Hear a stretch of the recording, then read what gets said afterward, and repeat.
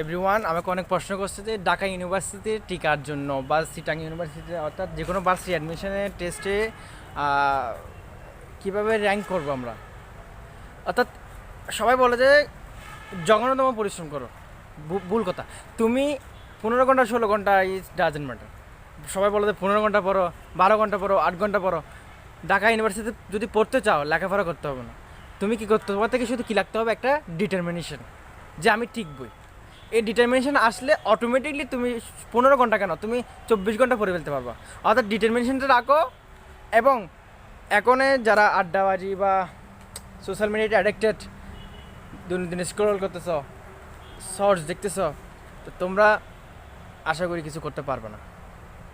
তোমরা তোমাদের যে এম, যে গোল অ্যাচিভ করবা তুমি, যে আমি ঢাকা ইউনিভার্সিটিতে, তোমার থেকে থাকতে হবে ঢাকা ইউনিভার্সিটি তুমি টপার হতে হবে।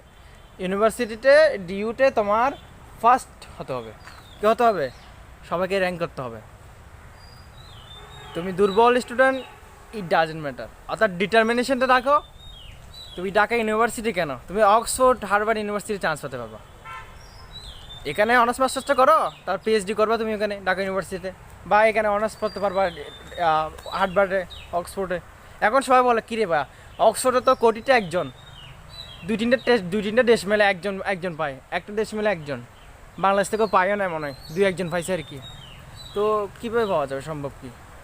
এর জন্য সম্ভব হচ্ছে ডিটারমিনেশন, এই একটা কথা।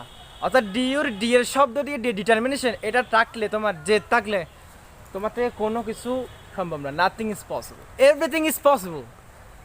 তো ফাইনালি ডিটারমিনেশন, ডেট থাকলে সব হয়ে যায়। পারো না, শিখে নাও।